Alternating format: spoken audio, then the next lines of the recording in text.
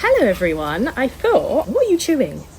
This is a great way to start it. I thought I would sit down and film a little puppy Q&A with my 11-week-old Cocker Spaniel puppy. She is a show cocker. She's absolutely bonkers, so there's no way she's going to sit through this video, but I thought I would show her to kick off the video. She is in her biting era, but you're very, very cute, aren't you? Oh, you're tired? I've had so many questions about getting a puppy, particularly a Cocker Spaniel, but just a puppy in general. And the other day I put a little Q&A box on my Instagram and loads of you sent in really great questions. So I thought I would just sit down and film and answer some of your questions. It's such a lovely day. So I thought I'll sit outside and hopefully you can hear me and you can't hear a really loud crow right now. And I'll just go through some of your questions and hopefully this will help you. A lot of the questions that came in were actually quite similar. There were quite a lot of themes going on with the questions. So what I've done is I've grouped them together into different kind of categories. First one being the background and the decision making on Olive, on the breed, where we got her from, everything like that. Then it's into like the first days, the first 24 hours, the first week, because you just don't actually know what you're going to do. You're just going to bring this puppy home and you're like, okay, what the hell? Then it's into training and behaviour, and then there's a bit about her routine, her lifestyle and what we're doing with her, and then just some final questions around any challenges and the reality of actually having a puppy. So we'll kick off with background and decision making. First couple of questions were, is this your first pet and have you always had the same breed? What research did you do before getting Olive? So no, it's not my first pet. I have had a dog before. I had a Cavalier King Charles Spaniel. She passed away a year ago. So yeah, we waited just over a year till we got Olive. I always knew I wanted a Spaniel. I just love Spaniels as a breed. I just think they're lovely breeds. A, they just stay very cute, and B, they're just like lovely temperaments. They kind of have a really nice, well, some of them have a really nice blend of energy and also being able to chill. A big reason we went for a show Cocker Spaniel is because they are known to be a lot calmer than working Cockers, Springer Spaniels. I do know a few other show Cockers and I've kind of seen them around, and yeah, generally people have said that they are a lot calmer. So I would definitely recommend really researching into a breed before you get it, checking like how much it needs walking and if you can fit that lifestyle, checking its health. Even with my last dog, we kind of knew already that it's very common for them to get a heart murmur in older age, so it's kind of setting yourself up for that and knowing that that's something that likely will happen. So I guess to the part of the question of have you always had the same breed, no I haven't, but I have always had Spaniels and I just love them. We did also look at a Vizsla, which is a much bigger dog, and also a German short-haired pointer, but yeah, they are bigger dogs and they need a lot more walking and a lot more training. So we just decided, as much as I'm like home all the time and it's something I probably could dedicate to a dog, I just didn't know if it'd fully fit into our lifestyle long term. Spaniels are generally great for like long walks, they have loads of energy, they need roughly about an hour a day, and then they also can be quite chill, so they're quite happy to be around house dogs, chill around the house, and that's kind of like a nice balance of what I need, especially when I'm working from home and I'm not always like out and about and on the go. Just on the question of where did you find your breeder, we found Olive on Pets for Homes. The breeder actually had another litter up which I messaged about, and then he basically let me know that he has a litter coming up which was obviously Olive, and that it kind of worked with our timing. We had a trip to Barbados planned, so we knew we were looking for a dog for when we got back, so the timing just had to work. Obviously make sure the timing works for you and when it feels like suitable for you to have a dog. We actually did a video call with the breeder to meet Olive on a call. That seems to be quite common now. I think it probably came in more during like lockdown, but yeah, we met Olive on a video call and he kind of showed us where she was living, showed us the mum, showed us the litter. We got a really nice feel from just doing that, and I think it is a great way to do it in terms of if you can't travel all the way to see the dog, because obviously you can look for litters all over the UK. I think the one thing with show Cocker Spaniels, and maybe it probably happens with other breeds, but particularly sable show Cocker Spaniels, is they are in demand. Like lots of people want a sable coloured one, and because of that you kind of have to get in quite early with show Cocker Spaniels, which means you can't really see their temperament, you can't see much of what they're going to kind of be like. You kind of have to go with it quite early. Even when we were trying to wait, or we were like, we'll come and see it, they would just be gone in that time. So we saw Olive on a video call, FaceTime, felt really happy like with everything and everything he showed us, all of the questions we had, and then we basically put a deposit on her, and we were in Barbados at that time, so we kind of made that decision in Barbados. I actually probably insert a screenshot of the FaceTime at the time. I probably should have pulled a better face, but I didn't think about it. And when we got back from Barbados, about 2-3 days later, we went to actually see her in person, and yeah, absolutely fell in love with her. She was just perfect. Part of this question is, I've heard Cocker Spaniels are high maintenance and prone to separation anxiety. Do you find that's true? Yeah, I heard this too, to be honest, and I knew it was a kind of a factor. There's a plane going over now, so I'm actually just going to wait. Olive's going to have to get used to that because we live near an aerodrome, so there's always like planes going over, like doing displays and all sorts. So I just saw her watching it, but she didn't seem too bothered. But yeah, to the separation anxiety and high maintenance question, I heard this too. I think yes, and I think also every breed can have separation anxiety if you spend too much time with them and you don't teach them to be on their own. I wouldn't really say that she is more high maintenance than my last dog or more high maintenance than any puppy would be. Puppies are hard work, they are high maintenance, they require a lot of time. I mean, I've heard some people say they're harder work than having a baby. I've not had one, so I don't know, but that's just what I've seen people saying. So they are hard work, and I think whatever breed you get, they will be hard work. I think it's about the training at the start and about leaving them on their own as much as you can. Working from home makes it very difficult, and I'm also already noticing like she does whine when I leave the room and stuff like that. So I'm just trying to kind of nip that in the bud now and leave her in the room maybe with like a toy, a Kong, while she's distracted, so that I'm in and out so she knows I'm not always there.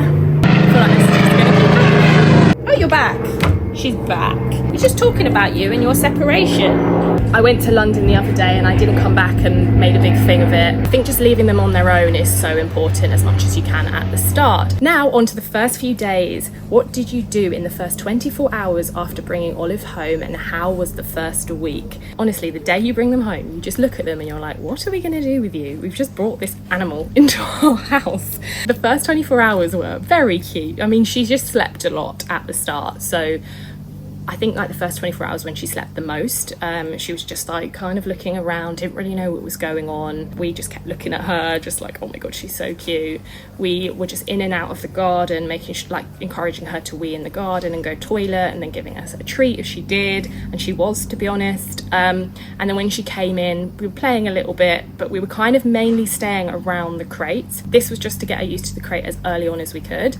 Every time she fell asleep, as much as I literally just wanted her to fall asleep on my lap on the sofa, I would just put her straight in the crate and shut the door and just get her used to being in the crate during that day. So then when nighttime came, it wasn't a big surprise. There is a question about crate training a bit later on, so I will go into a bit more detail about that. Our first week with Olive was lovely. I mean, she was sleeping a fair bit. She was just getting used to being at home. We were just trying to set up a routine with her. She was okay at sleeping, but she was waking up every couple of hours, so obviously we just felt quite tired, but you're kind of running off adrenaline at that point because you're just so excited about having your puppy. I think it can be one of those experiences where you're like, what have I kind of done? Like, what have I done? Especially when they're not sleeping and you're knackered, and then in the day they're just like needing all your attention. Your lifestyle's just going to completely shift. But you have to remember, puppy era is a very short time, and they are only puppies, they are only learning, and they will grow out of it.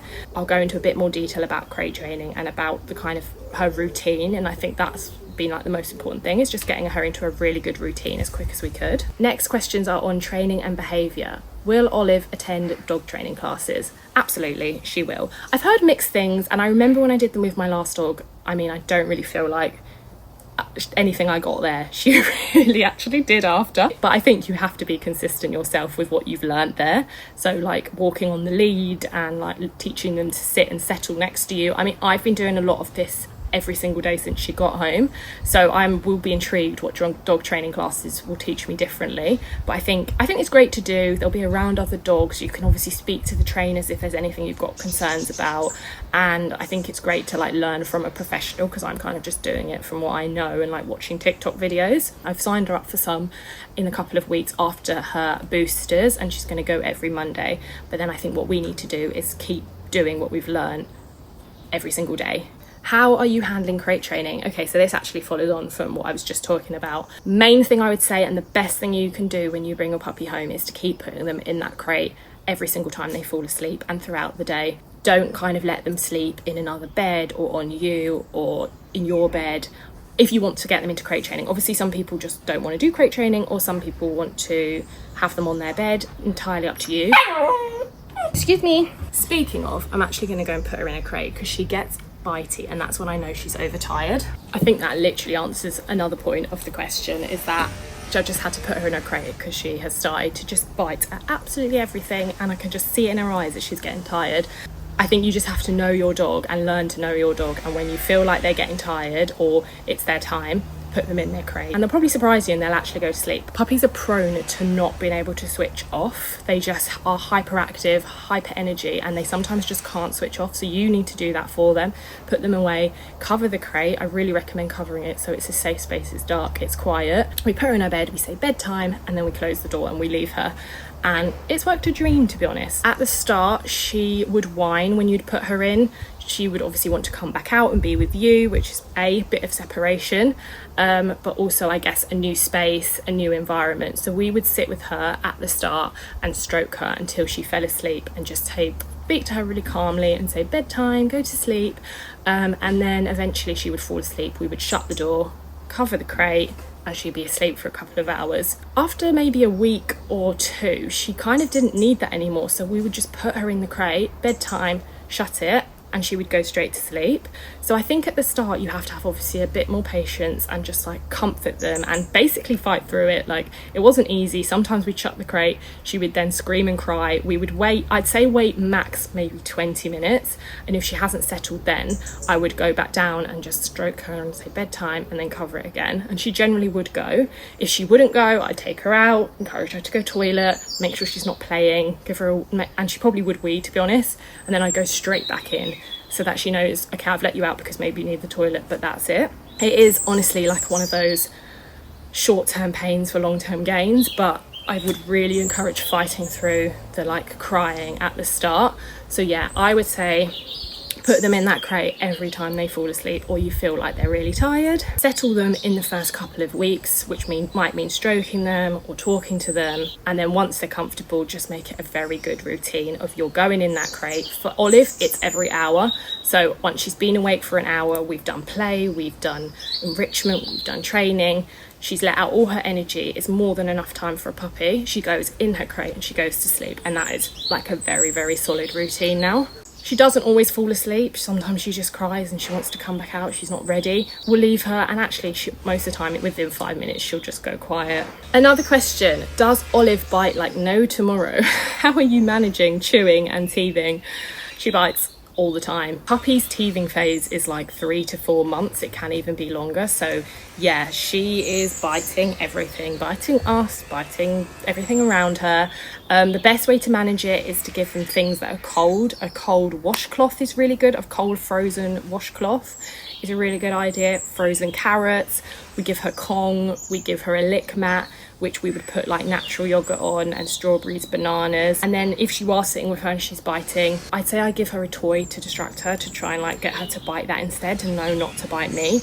I don't find the yelping works. A lot of people go, oh, we'll yelp and show them that you're in pain. I think that just revs them up more, so I don't do that. It doesn't work with Olive, and it didn't work with my last dog. Best advice is to just replace it with something cold or a toy. And if they are really, really biting, I would ignore as well, walk away, and like maybe give her the toy and just walk away and ignore her. That can sometimes help, and she'll just sit and play with the toy. And yeah, if she's biting excessively, and there are sometimes they just bite way more than others, and that is particularly in witching hour, which you will learn a lot about when you get a puppy, but it is an hour where they are just a demon. Hers is from 8 p.m. She is going to bed. She's going in her crate and she's going to sleep, because I actually think leaving them out to bite and growl and chew you and eat your feet is just actually teaching them just behaviours, and they're not listening to you.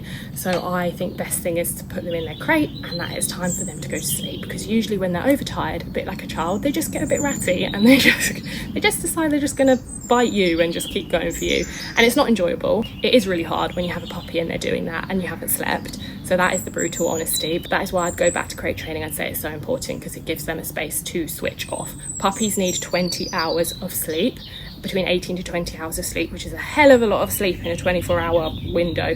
So they need a crate to go off, go to sleep, and actually go into REM sleep, properly shut down. They can't do that if they're just around you, in a bed, near you, on your bed.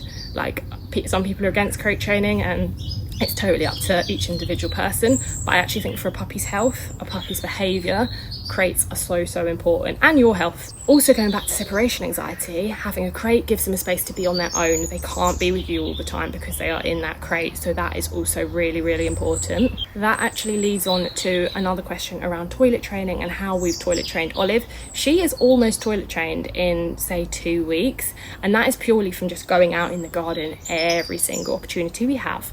So every time she eats, she goes out. Every time she plays, she goes out. Every time she'll be done some training, she'll go out, and just really rewarding her, making a big party of it, giving her a treat every single time. I think that has been so key in her learning that going outside is a really good thing. We have not done puppy pads. I don't really personally like or agree on puppy pads, and I never did them with my last dog, and she was toilet trained really quickly. Puppy pads just encourage them to wee inside. You're basically saying you can wee on this bit inside, which, what's the difference between that and weeing on a bit of carpet, and how do you then move that outside? People say you have to move the puppy pad further and further outside. That is just so long-winded.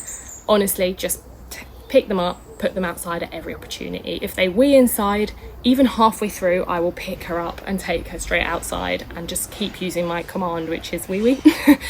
So that she knows that should have been done outside. They will definitely get it, but going straight outside is the quickest way you can do it.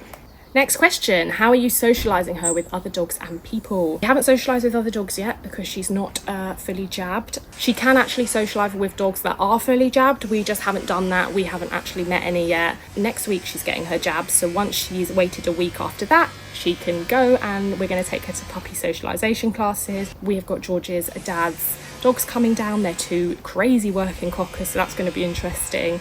We're actually going over to our friends who have got a new puppy and another friend who's bringing her dog, so she's going to have loads of socialisation. We're also going to start up dog walking, so we have a dog walker that will come on a Thursday and we'll take her out in a group dog walk, so she'll get that kind of time with dogs once a week. Because I work from home, so there's not often a reason, but I'm just gonna keep her going with dog walkers as well. In the meantime, it's been people. She has had so many visitors, literally people coming over just to see her from here, there and everywhere. She's had so much attention, but she's brilliant with people. She's, yes, takes to everyone. She just loves everyone, which is obviously, I imagine, what most puppies are like. We took her to Yorkshire, which is where George's family live, and it's about a 2-hour drive. First time we went up there, but we do go quite regularly because we don't live near family. So we went up last weekend. We took Olive in the car. She slept the whole time, which has been amazing. We got there, she was, to be honest, she was like a child, where they are better behaved when they're outside their home and they're at their grandparents.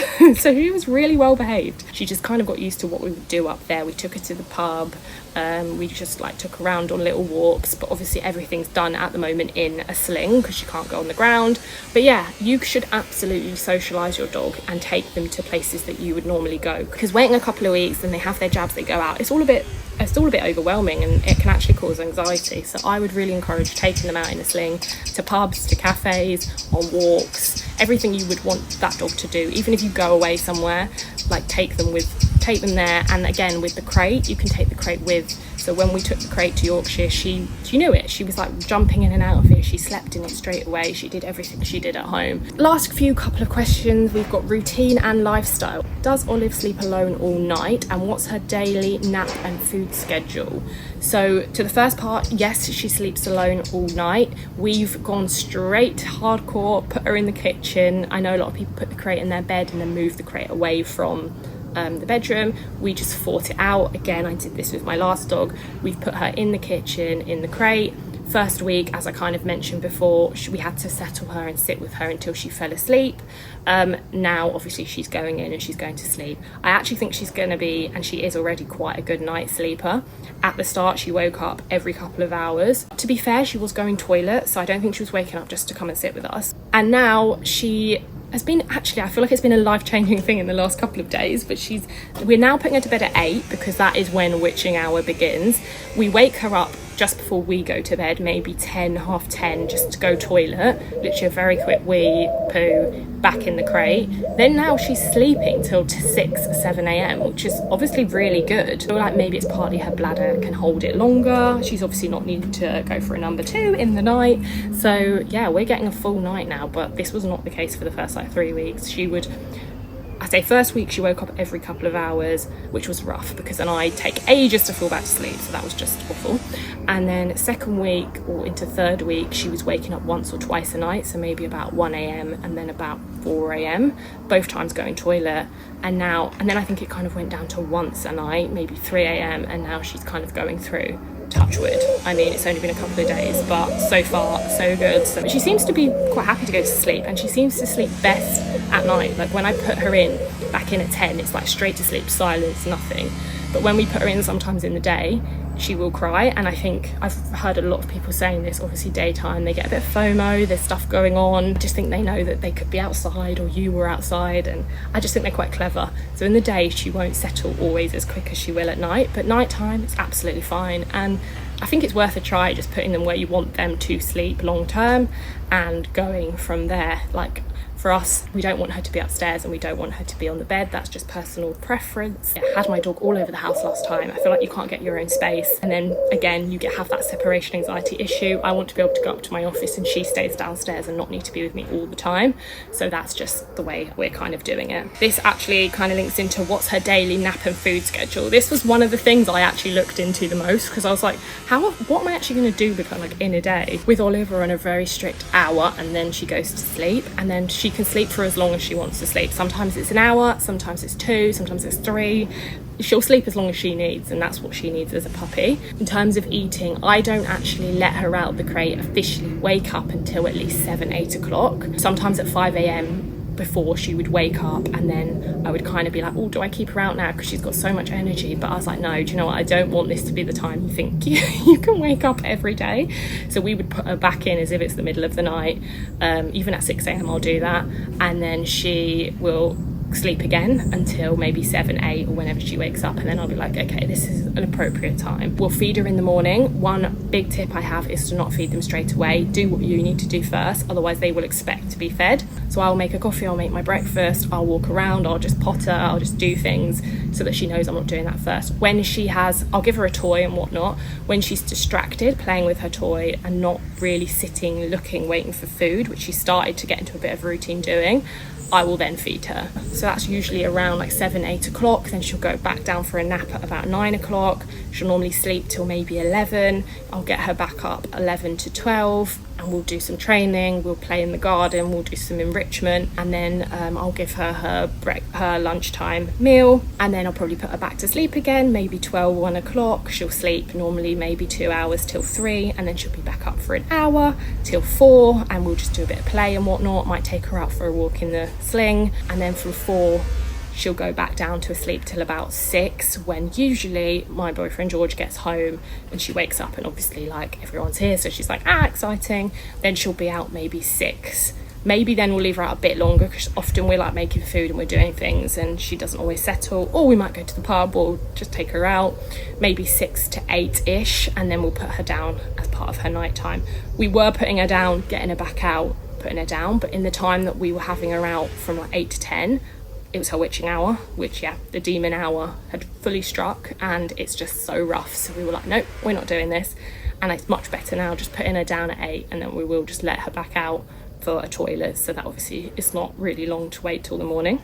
Another question I had is, how do you keep her mentally stimulated? I would definitely recommend a snuffle mat. So they're like a big kind of mat that you can hide their food in, and they basically just have to find it. That's really good to keep them busy. I bought some yak chews recently, which they can chew on and just kind of eat that and be distracted doing that. We've got some puzzles that you can buy. I've linked a lot on Amazon, so I'll link that in my bio. You've got a Kong that you can get, which is great, and you can freeze it. And then training. Every time she's awake in that hour, I will do training with her. Sit, paw, teaching her to settle is a new one. So I've got a settle mat, which is just basically a mat that we will take out one day to like pubs and stuff, and I'm just teaching her to like rest on that mat with treats, which is not easy, but she's slowly getting it, I think. Teaching her to recall, that is like the biggest one. I did that from day one. With recall, I'd really recommend using their name followed by like here or come. So we do Olive, come, and basically giving her a treat every single time she comes. She actually recalls so well. We've been doing that from the day we got her home, and she now, every time she hears that, she comes running. So fingers crossed, when we leave the house, when we let her off the lead, she is going to listen to that command. So I would really encourage recall as like the top one. Obviously paw's great, roll over, all of those things, but I actually there's nothing that beneficial from doing them, it's just cute. I would say recall, to sit, to lie down, and teaching them to settle next to you is really important, and to teach leave it, which we haven't quite done yet. We were practicing today, but like obviously leave it, like if you're putting food down or if there's something you want them to leave when you're out. My last dog would just literally see something. One time there was like a McDonald's burger that someone left and she just ate the whole burger. I mean, I've had so many stories with her. Definitely teach those, and I think that's really a way to mentally stimulate, and you'll be surprised how tired a puppy will get just from a bit of training. And then just to wrap up, I've had a couple of questions around what's been the hardest part so far and what's been the biggest surprise about having her. I actually have to think about this one. I'd have probably said it was at the start, the lack of sleep. Probably partly me, that I don't fall back to sleep quickly. And if I haven't heard her, I'm like, is she alive? But I'd say that was really rough at the start, and just like all day she just needs like attention, and we weren't in a really good it's always flies, but we weren't in a really good routine at the start. We are in a much better routine, but she does still need a lot of attention when she's awake, and that's really difficult when you're trying to work. So balancing work and having a puppy hasn't been easy, but now she's sleeping more through the night. At least I feel like more reset when the morning comes. And a surprise, I don't really think there's been any surprises. I think because I've had a dog before, I knew it was coming. I forgot about witching hour, and that is like the worst thing. I've literally seen people say it's made them cry, like it's relentless. So be prepared for that. They will have an hour where they are just demons and they just change into a completely different dog. You just think, oh my god, have I got like a dog that's just nasty? But no, it's a known puppy thing. I think the best thing for that time is to distract them or just put them to sleep in their crate, because otherwise it's just relentless to deal with. So that's been a bit of a surprise again, because I forgot about that. Other than that, nothing's really been a surprise. Like, I've had a dog before, so I kind of knew what was coming. And then final question, if you could give one tip to a first-time puppy owner, what would it be? I would say, probably wrapping up everything I've said, make sure you've done your research about the breed, because it has to fit your lifestyle, that you can offer it enough exercise and enough attention that breed needs. If you can't, make sure it's a dog that's known to be very, very calm and doesn't need a lot and is happy to be on its own. And if you are around a lot, or you're someone that walks a lot, like we love going on like long walks, we do a lot of adventures, we do a lot of travel, we are quite high energy people, we're obviously young people, then make sure you go for a breed that can fit that lifestyle, because we know we wanted a dog that had loads and loads of energy. I think another huge tip, and I've gone on about it the whole of this probably video, is crate training, because you need your space, the dog needs its safe space, and the dog needs to sleep and switch off. If you don't let that dog nap and sleep, you will probably have behavioural issues in the future. So make sure that they have somewhere that they can go and shut off.